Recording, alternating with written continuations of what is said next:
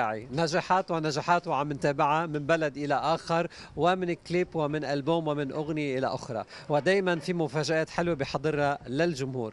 بحديث سابق حكينا أنه هناك ألبوم خليجي وكنا بانتظاره، واليوم تصور أغنية خليجية، ولكن إلى قصة هالأغنية، هل حتكون مع الألبوم، حتكون خارج الألبوم؟ هلا بنعرف الإجابة من الأستاذ صابر.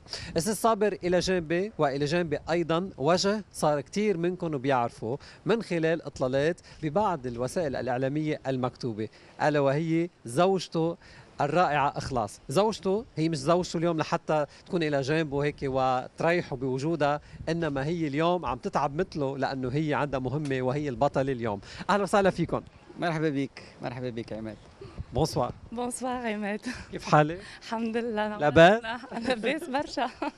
استاذ صابر، الف مبروك كل شيء عملته سابقا وكل شيء حتعمله ان شاء الله قريب، ومبروك اللي عم بيصير اليوم. خبرنا شو عم بيصير من تصوير، وهل فعلا الاغنيه حتكون مرافقه للالبوم او حتكون خارج الالبوم؟ الفيديو كليب متعود انه نشتغل انا وفادي حداد، نفس التيم نفس الكرو. اجواء لبنان متعود عليها، الاغاني الخليجيه متعود عليها، لكن الاغنيه هذه بالذات لها مدلول مهم، لها فكره حتى في كلماتها. هي كلمات الوسام، ألحان باسل عزيز، توزيع وسام كامل. أغنية كلها إطارها خليجي، حسيتها قريبة جدا لي. إن شاء الله نكون أديتها طبعا أداء سليم اللي يوصل للناس، يوصل للجمهور الخليجي كما يوصل للجمهور العربي. وهي من الأغاني اللي من ضمن مجموعة الأغاني اللي حضرناها كأغاني خليجية.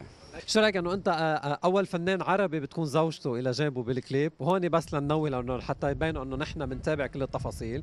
في كولات بولس كانت مع زوجها عاصي حلاني، بس كانت منا زوجته وقتها، كانت بعدها ملكة جمال جديدة. فشو حلو انت السباق في هذه الخطوة.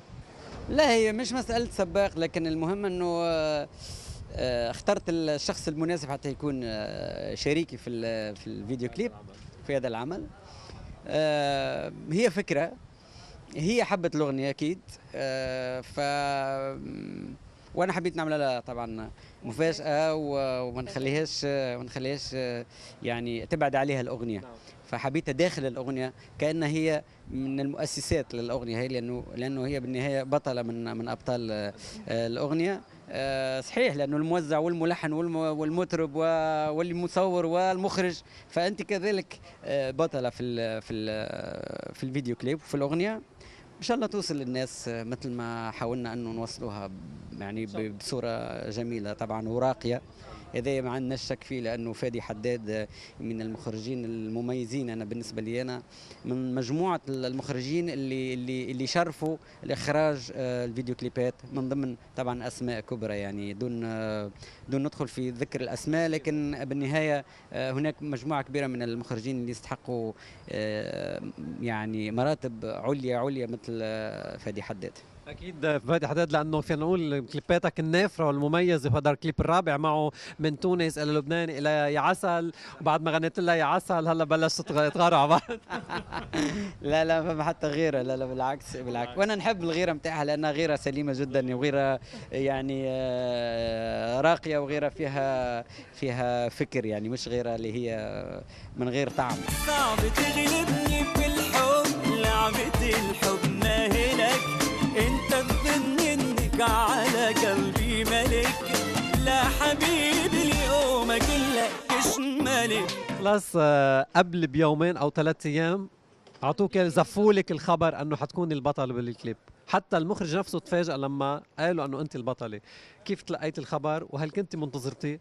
كانت مفاجأة لي كبيرة، ومن أستاذ علي المولى والسابر أكيد، وكنت خايفة وقلبي دق من يومين 3 وهما أنت البطلة وأنت البطلة. بعدين لما وصلت على يعني اللوكيشن فهمت، لقيت روحي مرتاحة والحمد لله، وصار إن شاء الله كل شيء تشوفوه على احسن ان شاء الله صوره. قولوا طب هلا مرته مثلا في صدق بالمشاعر فيما بينهم، ولكن عم بتمثل مشاعر ان شاء الله ما بتصير بينكم، فيها مشاكل، فيها غيره، وفيها. تفاجأت انا بالموضوع لانه ما يصيرش بيناتنا، يعني نلوج في التليفون ونشوفوه فين ماشي ونراقب فيه ريحه البارفان ونشم في شو بارفان. عمل. لا هذا الكل الحمد لله ما يصيرش بيناتنا، بس تفاجأت وكان حلو انه نمثله، يعني نتوقع فيه ان شاء الله ما يصيرش اكيد في حياتنا.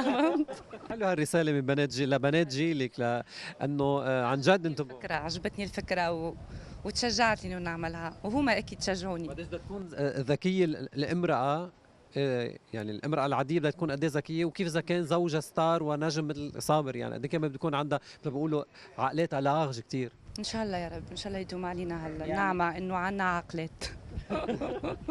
خصوصا لانه حياتنا احنا كفنانين وزملاء الفنانين ذكور يعرفوا ونسائهم او زوجاتهم يعرفوا انه يعني حياتنا صعبه جدا، فيها اذا اهتزازات، يعني فيها لي تونتاسيون، يعني اغراءات، وفيها بعد، وفيها مشاكل ممكن يعني من الحيط انه تجيك مشكله انت لا على بالك ولا داري بيها يعني بالنهايه.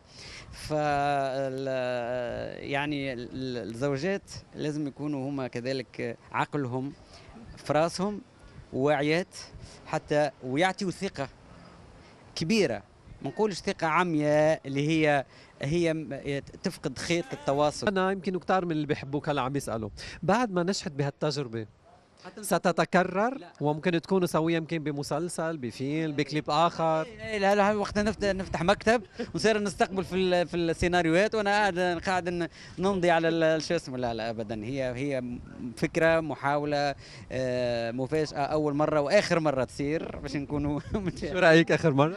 مش مشكلة، أنا نحب نشكره هو كراجلي بيان سور ربي يخليه ليا، ونشكر السيد علي المولى اللي هو كان زاد أكثر واحد صار هو مدير اعمالها مش مدير اعمالي يعني. نشكره لأنه أخ هو بالنسبة لي، وأكيد نشكرك أنت زاد عماد، فهمت إنك زاد شجعتني وأنا الداخل، فهمت نصور. الله يخليك عماد. تمضينا اوتوغراف؟ لا ما زالش. لا ما تقدرش تحكي معاه، احكي مع مدير اعمالها. مع علي المولى. أنا لا. شكرا. ميرسي.